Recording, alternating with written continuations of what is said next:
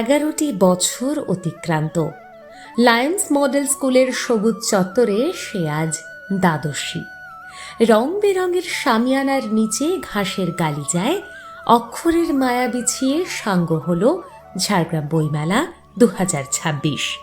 নেপথ্যে বইমেলা কমিটির নিরলস পরিচালনা।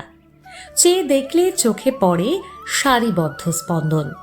কোথাও রূপকথার মায়াজাল, কোথাও রোমাঞ্চকর থ্রিলার, সাহিত্যের আকুর কিংবা গবেষণার নিভৃত ফসল, বাংলা, ইংরেজি কিংবা সাঁওতালি, সব ভাষাই এখানে এক সমান্তরালে আসেন। সোশ্যাল মিডিয়ার দেওয়ালে বই বিমুখ প্রজন্মের আক্ষেপ, প্রযুক্তি নির্ভর যুব সমাজের ধূসর আখ্যান। অথচ এই মাঠ এক ভিন্ন বাস্তব, মুদ্রার অপর পিঠ। এখানে আজও বইপ্রেমী মানুষের ভিড়। প্রকাশকের দীর্ঘ প্রতীক্ষা পূর্ণতা পায় পাঠকের আঙুলের ছোঁয়ায়। বইয়ের পাতায় বুক ভরে নেওয়া সেই ঘ্রাণ পাঠককে আজও শ্রেষ্ঠ বন্ধুর সন্ধান দেয়। অনলাইনে বা পিডিএফ এ বই পড়া একদমই পছন্দ করি না, এই জন্য বইমেলার জন্যই বসে থাকি, অপেক্ষা করে থাকি বই কেনার জন্য। তো এইবারে আবার নতুন নতুন কিছু বই কিনলাম। কেমন লাগবে, মানে উপরটা দেখে বেশ ভালো মনে হলো, একটুখানি পড়লাম, সেটাও বেশ ভালো মনে হলো। তাই অনেকগুলোই এবারে বই কিনতে পেরেছি বইমেলা থেকে। আবার এইগুলো পড়ে শেষ করি, আবার নতুন বইমেলা হলে আবার বই কেনার অপেক্ষায় থাকবো। এবারের আকাশ জুড়ে সুকান্ত ভট্টাচার্যের জন্মশতবর্ষের দীপ্তি। স্মৃতির সরণিতে একে একে উজ্জ্বল কালজয়ী নাম: বাদল সরকার, উত্তম কুমার, নারায়ণ সান্যাল, তৃপ্তি মিত্র, মহাশ্বেতা দেবী, ভূপেন হাজারিকা, ঋত্বিক ঘটক। কিংবদন্তিদের এই স্মরণ কেবল প্রথা নয়, সংস্কৃতির এক নিবিড় লালন। বইমেলা মানে কেবল বাণিজ্যিক লেনদেন নয়, এক মুঠো আড্ডা আর মননশীল আলাপনের নিভৃত আশ্রয়। সেই ছায়াতলে সমবেত আলোকচিত্রী থেকে বাইকার গ্রুপ।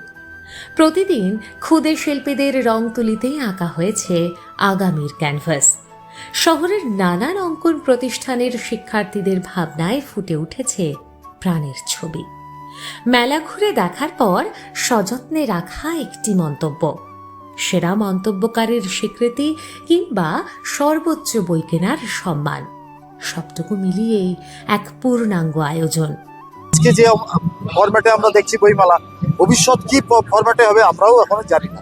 আমরাও পথ খুঁজছি, এই পাঠকরাই আমাদের পথ দেখাবে। এই পাঠকদের মধ্য দিয়েই আমরা নিশ্চিতভাবে বইমেলা আর অন্য রকম ফরম্যাটে হলেও হতে পারে।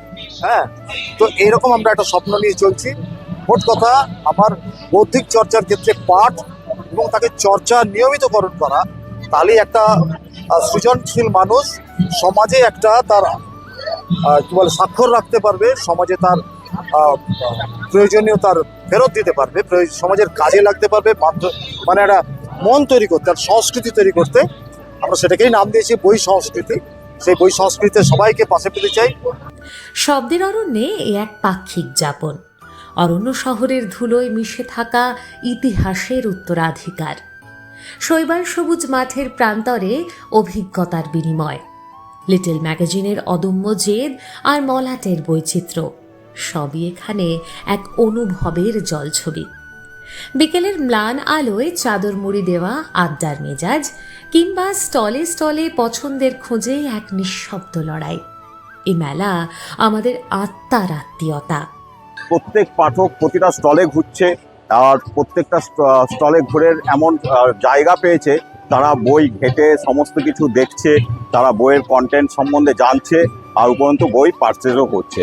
সেই জন্য ঝাড়গ্রাম যে 12তম বইমেলা শুরু হলো এই বছর, তো সব দিক দিয়ে যে মাঠ ওরা ইয়ে করেছে সেগুলো ভালো, মানে খুবই ভালো পরিবেশ। অক্ষর পাহাড়ের বাঁকে লুকিয়ে থাকা পুরনো চিঠির স্বাদ, নতুন লেখকদের কলমে উঠে আসা আগামীর পদধ্বনি, পুরস্কারের মঞ্চে হাসি মুখের সেই প্রাপ্তি, আর বিদায় বেলায় ব্যাগে বয়ে নিয়ে যাওয়া জ্ঞানের ভার, সবটুকুই এক অমোঘ প্রাপ্তির দলিল। এভাবেই শেষ হলো দ্বাদশীর উদযাপন।